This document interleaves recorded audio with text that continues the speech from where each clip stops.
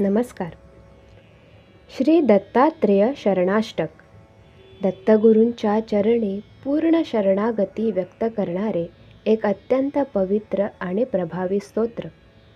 दत्तात्रेया तव शरणम, दत्तनाथा तव शरणम या ओळींनी सुरू होणारे हे स्तोत्र भक्ताच्या अंतःकरणातील पूर्ण समर्पणाची भावना व्यक्त करते. भगवान दत्तात्रेय सत्व, रज आणि तम या त्रिगुणांचे अधिष्ठाता आहेत. तसेच ते त्रिगुणातीत सुद्धा आहेत. ते त्रिभुवनांचे पालन करणारे परमदैवत आहेत. त्यांचे दिव्य स्वरूप श्यामसुंदर, शाश्वत आणि तेजस्वी. षड्भुज मूर्ती असलेल्या दत्तगुरूंच्या हातात दंड, कमंडलू, गदा, पद्म, शंख आणि चक्र आहेत, जे भक्तांना संरक्षण, ज्ञान आणि मार्गदर्शन प्राप्त करतात.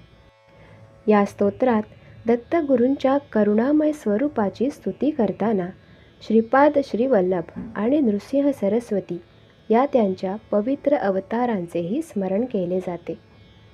भक्त या स्तोत्राच्या माध्यमातून आपल्या जीवनातील अडचणी दूर करण्यासाठी आणि आत्मिक शांती आणि गुरुकृपा प्राप्त करण्यासाठी प्रार्थना करतात. श्री दत्तात्रेय शरणाष्टकाचे नित्य पठण मनातील भीती आणि चिंता दूर करते, प्रपंचातील आसक्ती कमी करते आणि साधकाला आध्यात्मिक प्रगतीच्या मार्गावर पुढे नेते.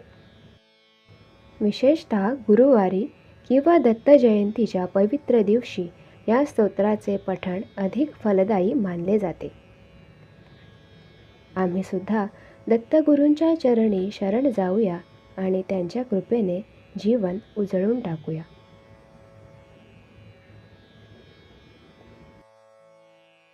दत्तात्रेया तव शरणं, दत्तनाथा तव शरणं, त्रिगुणात्मका त्रिगुणातीता त्रिभुवनपालक तव शरणं, शाश्वतमूर्ते तव शरणं, श्यामसुन्दरा तव शरणं, शेषाभरणा शेषभूषणा शेषशायि गुरु तव शरणं, षड्भुजमूर्ते तव शरणं, षड्भुजयतिवर तव शरणं, दण्डकमण्डलुगदा पद्मकर शङ्खचक्रधर तव शरणं,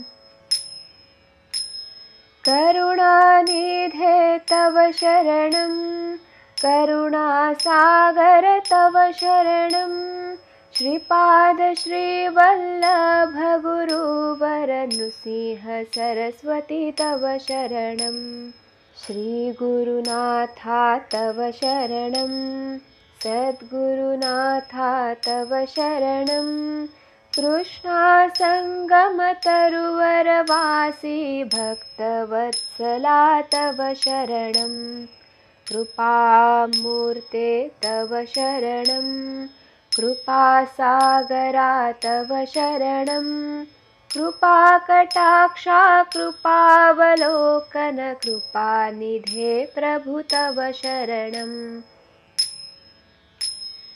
कालान्तका तव शरणं, कालनाशका तव शरणं, पूर्णानन्दा पूर्णपरेशा पुराणपुरुषा तव शरणं, जगदीशा तव शरणं, जगन्नाथा तव शरणं, जगत्पालका जगदाधीशा जगदुद्धारा तव शरणं, अखिलान्तरा तव शरणं, अखिलैश्वर्या तव शरणं, भक्तप्रिया वज्रपञ्जरा प्रसन्नवक्त्रा तव शरणं, दिगम्बरा तव शरणं, दीनदयाघन तव शरणं, दीनानाथा दीनदयाळा दीनोद्धारा तव शरणं,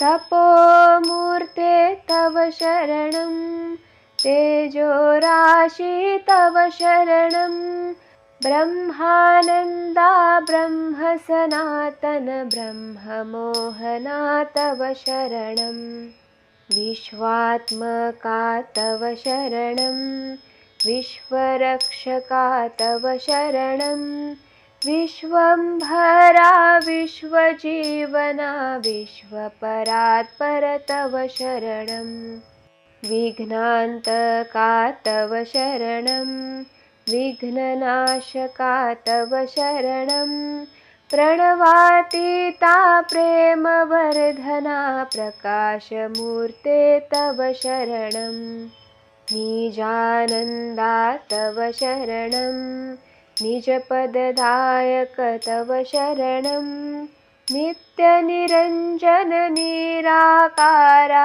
निराधारा तव शरणं चिद्घनमूर्ते तव शरणं चिदाकारा तव शरणं चिदात्मरूपा चिदानन्दा चित्सुखकन्दा तव शरणं अनादिमूर्ते तव शरणं अखिलावतारा तव शरणं अनन्तकोटिब्रह्माण्डनायका घटितघटना तव शरणं भक्तोद्धारा तव शरणं भक्तरक्षका तव शरणं भक्तानुग्रह भक्तप्रिय पतितोद्धारा तव शरणं तव शरणं तव शरणं श्रीपाद श्रीवल्लभ श्रीगुरुदेव दत्त।